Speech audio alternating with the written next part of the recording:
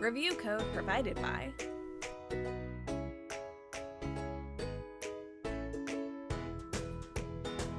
Personalize your recipes, hire the perfect staff, and try not to set the kitchen on fire in this make it or break it restaurant simulator. My name is V, and here's my review for Recipe for Disaster. Recipe for Disaster puts you in the thick of the restaurant business as you build, hire, and cook your way to success. While on paper, it comes across as your everyday restaurant sim, Recipe for Disaster's unique take on an already exhausted genre made every minute worth playing. You'll have the option to play the campaign or dive into sandbox mode with an additional multiplayer mode coming soon. The campaign will walk you through the basic tutorials of the game and stick you into different scenarios with challenges and goals that you need to complete. Sandbox mode will allow you to start with a fresh plate and build up your own restaurant how you see fit. While there is only one difficulty setting for the campaign, there are a few different ones for sandbox mode, so you can go as easy as you want or make it near impossible to succeed. However you decide to play, you are sure to spend hours customizing each tiny detail of your restaurant as you keep your customers, and more importantly, your employees, happy. Let's go ahead and start off with the restaurant customization options and what you can look forward to in this game. Whenever I play restaurant simulator games, I'm always taken back to my days as a hostess and want to try and replicate that experience in the game that's being played. One thing Recipe for Disaster does incredibly well is that it lets you assign jobs to your employees so you can essentially have a front house staff and the kitchen staff. The servers don't need to go into the kitchen, and the chefs don't need to go into the seating area.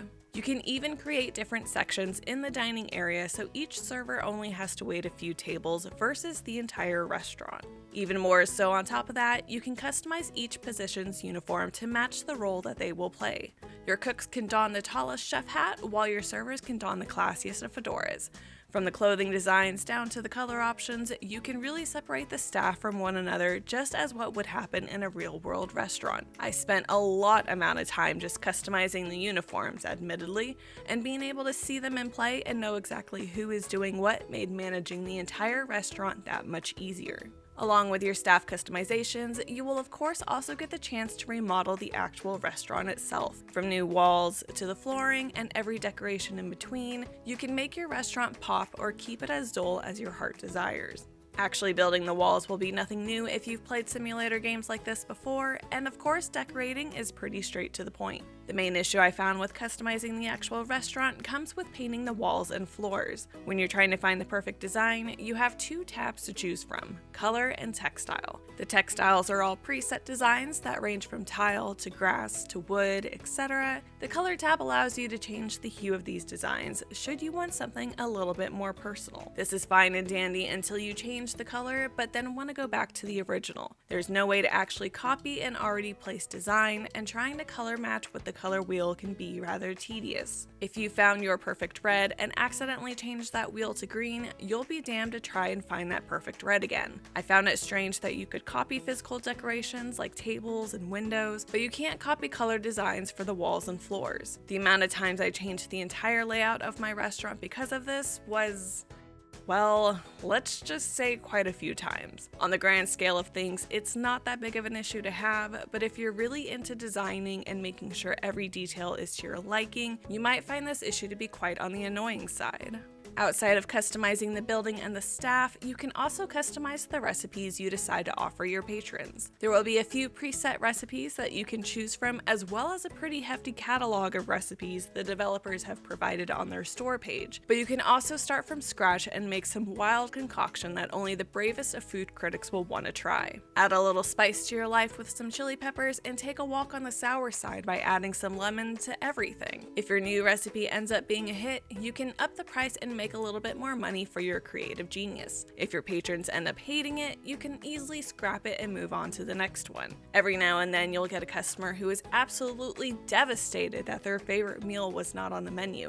How dare you? When these reviews come in, you have the option to add that recipe to the menu or leave it off. The entire customization of the menu is 100% completely up to you, and I love that. When hiring your staff, you want to make sure you're choosing the right person for the job. Each person has skill points in certain areas, such as grilling, cleaning, serving, baking, etc. The more points they have in a skill, the better they'll be at it. The less points they have in a skill, well, the worse they'll be at it. Each potential employee also comes with a love and hate skill choice. If someone loves grilling, it'd be best to have them on that station, whereas if someone hates serving, it might be best to not put them in the dining area. As you progress through the game, each employee will gain XP for completing tasks associated with each skill point, allowing them to level up each of them. Even with this though, you want to try and at least have your kitchen staff at decent levels to start. Otherwise, you run the risk of setting your kitchen on fire.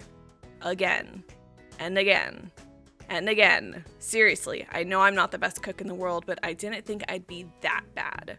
No matter what skill levels you choose for your kitchen staff, be sure to always have a fire extinguisher or two readily available. When, not if, your kitchen does catch fire, business will come to kind of a complete stop until it's put out. If your employees have tasks that they need to complete, they'll hysterically run around panicking, stop to do the task, then go back to panicking. This would be one of my favorite parts of the game itself if it weren't for the fact that, oh, you know, the damn kitchen is on fire.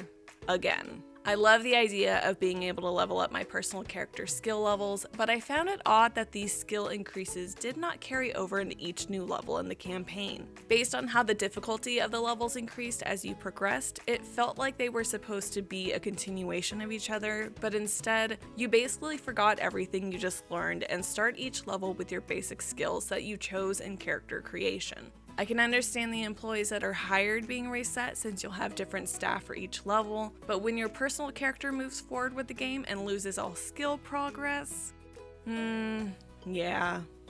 I'd rather see the XP gain be slower if it meant we got to keep our skill levels, but at the end of the day, you'll be playing each level for a grip amount of time, so it's not like you won't have all the time in the world to regain that XP again.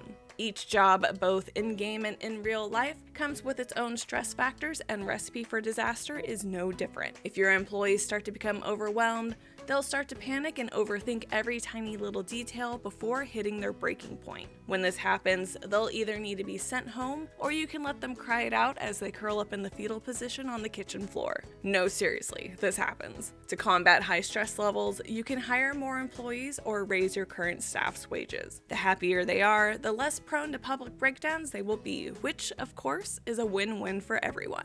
Overall, Recipe for Disaster is just a lot of really good fun. You can easily get lost in the game and think you've played for an hour, when really 3 have passed. And as far as restaurant simulators go, this is definitely one of my favorites. It's clean, it doesn't try to do too much or throw too much at you, and for someone who really enjoys being able to customize everything, it definitely scratches that itch of just wanting to get lost and making everything look perfect. When it's all said and done, I have given this game a 9 out of 10 stars. The pros, of course, being that the customization options are plentiful and you can easily spend hours in those gameplay sections alone. The game challenges you without making it near impossible to win. It's a good mix of money and overall restaurant management. Having the option to play the campaign or in sandbox mode offers all gamers the chance to play how they see fit, and it's just honestly really, really well done. The only 2 cons I have found while playing this game are small, but I'm still going to mention them anyways, and that is, of course, color customizations for the walls and floors can be tedious if you decide to personalize the actual hue, since there's no copy color option. And of course, your skill point progression doesn't carry over into new levels in the campaign, meaning you'll have to start fresh with each new level. And that'll just about wrap up this review for Recipe for Disaster. Again, my name is V, and thank you all for watching, and don't forget to hit that like button and subscribe for more indie gaming content.